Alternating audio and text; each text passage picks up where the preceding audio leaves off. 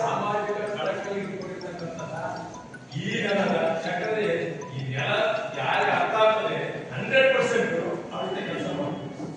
ಹಾಗಾಗಿ ನೆಲವನ್ನು ತುಂಬಾ ಚೆನ್ನಾಗಿ ಅರ್ಥ ಮಾಡಿಕೊಡ್ತಾರೆ. ನೆಲವನ್ನು ಅಂದ್ರೆ ಇಲ್ಲಿ ಜನಗಳ ಅರ್ಥ ಮಾಡ್ಕೊಡ್ತಾರೆ. ಇಲ್ಲಿ ಜನಗಳಿಗೆ ಏನ್ ಬೇಕು? ಇಲ್ಲಿ ಜನಗಳಿಗೆ ಶಿಕ್ಷಣ ಬೇಕು.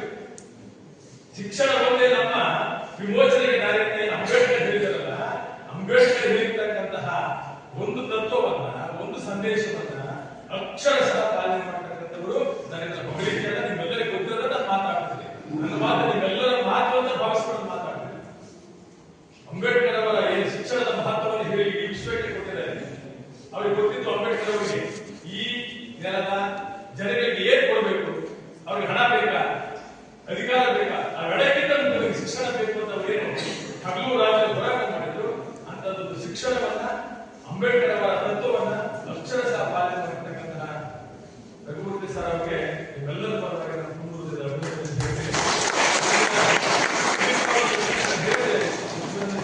ಈ ಪಾಠ ಮಾಡಬೇಕು ಅಂದ್ರೆ ಖಂಡಿತವಾಗಲು ನಾವೇನಾದ್ರೂ ಒಂದು ಒಳ್ಳೆ ಕೆಲಸ ಮಾಡಬೇಕು. ಅಂಥವ್ರಿಗೆ ಮಾತ್ರ ಇಲ್ಲಿ ಅವಕಾಶ ಇರ್ತದೆ. ಆ ರೀತಿ ಕಾಲೇಜನ್ನ ಈ ಜಾಗದಲ್ಲಿ ಕಟ್ಟಿದ್ದಾರೆ. ಖಂಡಿತವಾಗಲು ತುಂಬಾ ಖುಷಿ. ಆ ಖುಷಿಯನ್ನ ನಮ್ಮ ಜೊತೆ ಹಂಚಿಕೊಂಡಿದ್ದೀನಿ ವಿದ್ಯಾರ್ಥಿಗಳೇ. ಮತ್ತು ನಮ್ಮ ದೇವ್ ಸರ್ ಅವರು ಪ್ರಿನ್ಸಿಪಾಲ್ ಆಗಿದ್ದಾರೆ. ಒಳ್ಳೆ ಬೇಸ್ಗಳು ಎಲ್ಲ ನಮ್ಮ ಚಿತ್ರದುರ್ಗದಲ್ಲಿ ಇರ್ತಕ್ಕಂಥ ಸೈನ್ಸ್ ಇದ್ದಾರೆ.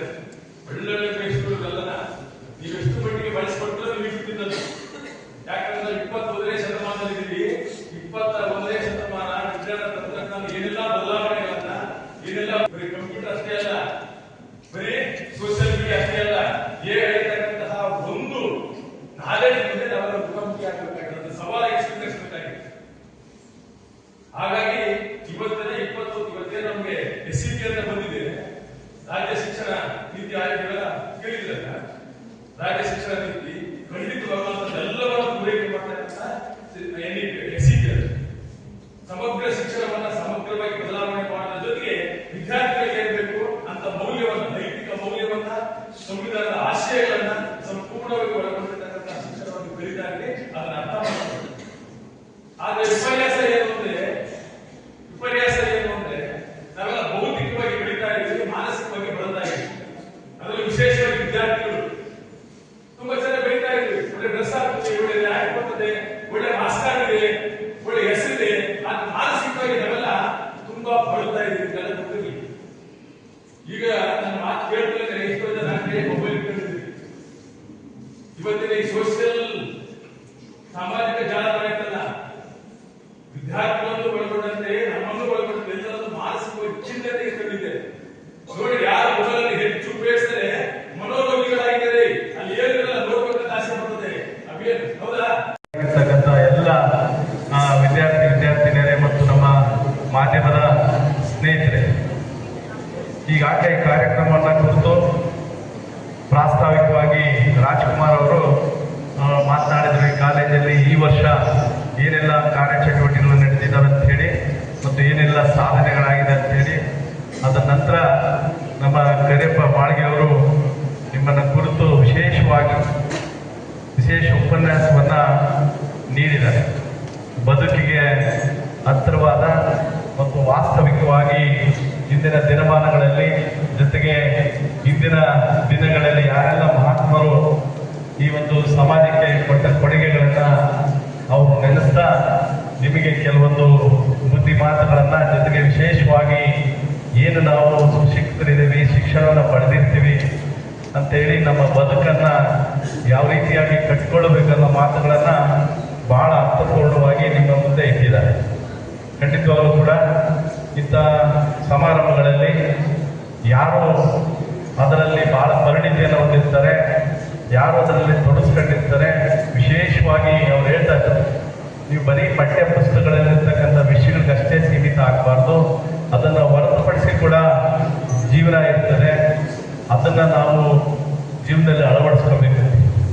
ಖಂಡಿತವಾಗ್ಲೂ ಕೂಡ ಅದು ಬಹಳಷ್ಟು ಪ್ರಸ್ತುತ ಅಂತ ಹೇಳಿ ಭಾವಿಸ್ತಾ ಅವರ ಮಾತುಗಳನ್ನೆಲ್ಲ ಅನುಭವಿಸ್ತಾ, ಜೊತೆಗೆ ಈ ಕಾಲೇಜ್ ನೀವೆಲ್ಲರೂ ಕೂಡ ಇವತ್ತು ನೀವೆಲ್ಲ ಫೈನಲ್ ಇಯರ್ ಅಲ್ಲಿ ಇದ್ದೀರಾ. ಬಹುಶಃ ಹೆಚ್ಚಿನ ವ್ಯಾಸಂಗ ಪಡೆಯುವಂಥ ವ್ಯವಸ್ಥೆನೂ ಕೂಡ ಇಲ್ಲಿ ಇದೆ. ಇರೋದ್ರಿಂದ ಏನು ನೀವು ಫೈನಲ್ ಇರ್ತಕ್ಕಂಥ BA, BCom, BBA ಹೋದಂಥ ವಿದ್ಯಾರ್ಥಿಗಳು ನೀವು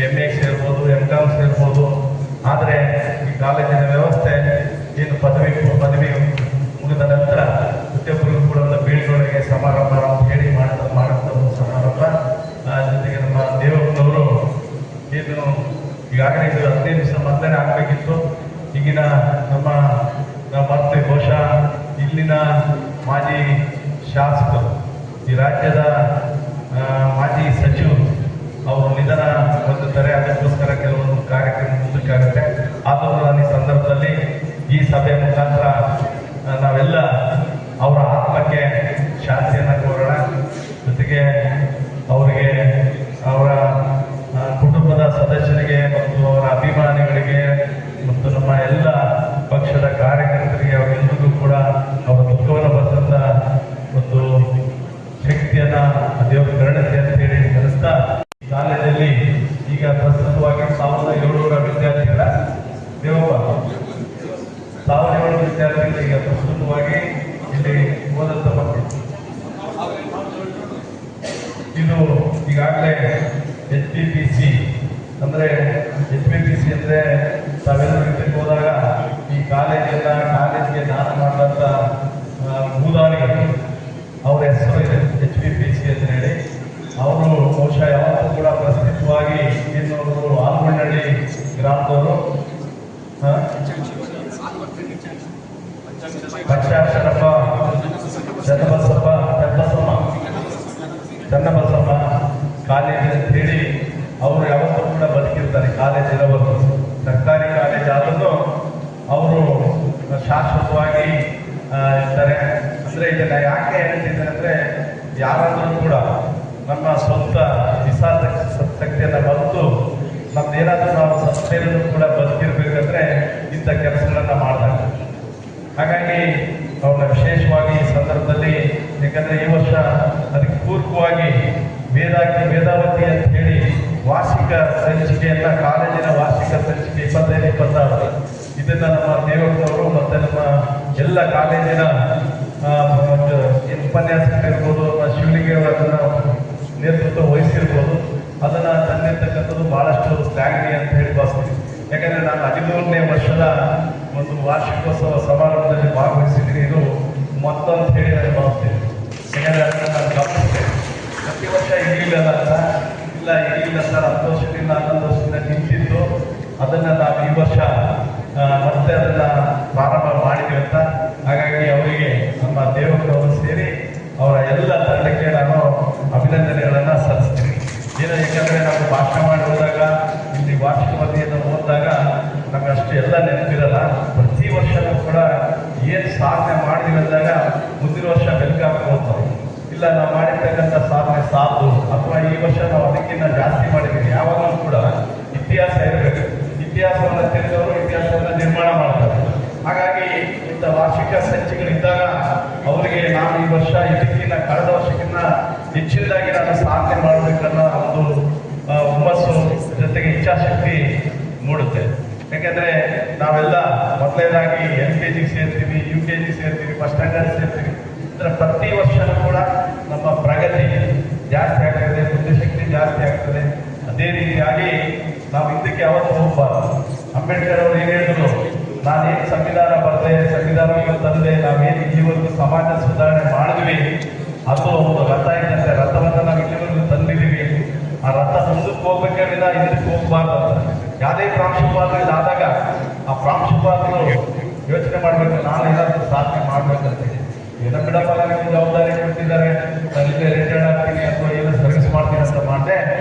ಈ ಎಲ್ಲ ಉಪನ್ಯಾಸಕರು ಅಷ್ಟೇ, ಪ್ರತಿಯೊಬ್ಬರು ಕೂಡ ಬರೀ ಕಾಲೇಜಿನ ಪ್ರಾಂಶುಪಾಲರು ಅಷ್ಟೇ ಅಲ್ಲ, ಎಲ್ಲರೂ ಕೂಡ ಆ ದಿಕ್ಕಿನಿಂದ ಯೋಚನೆ ಮಾಡಿ ಆ ಸಾಧನೆಯನ್ನು ಮಾಡಲಿಕ್ಕೆ ವಿದ್ಯಾರ್ಥಿಗಳಿಗೆ ಪೂರಕವಾಗಿ ಅವ್ರನ್ನ ಗಮನಿಸಬೇಕು.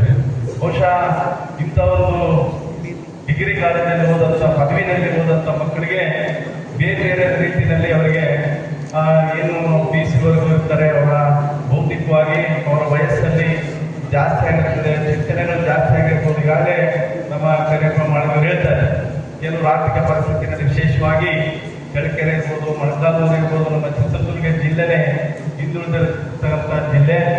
ಎಲ್ಲ ರೀತಿಯಲ್ಲಿ ಕೂಡ ವಿಶೇಷವಾಗಿ ಆರ್ಥಿಕ ಪರಿಸ್ಥಿತಿನಲ್ಲಿ ಬೇರೆ ಬೇರೆ ವಿಷಯದಲ್ಲಿ ನಾವು ಸಾಹಿತ್ಯಿಕವಾಗಿರ್ಬೋದು ಅಥವಾ ಇತಿಹಾಸದಲ್ಲಿ ನೋಡಿದಾಗ ಚಿತ್ರದುರ್ಗ ಜಿಲ್ಲೆ ಎಲ್ಲ ಮಧ್ಯ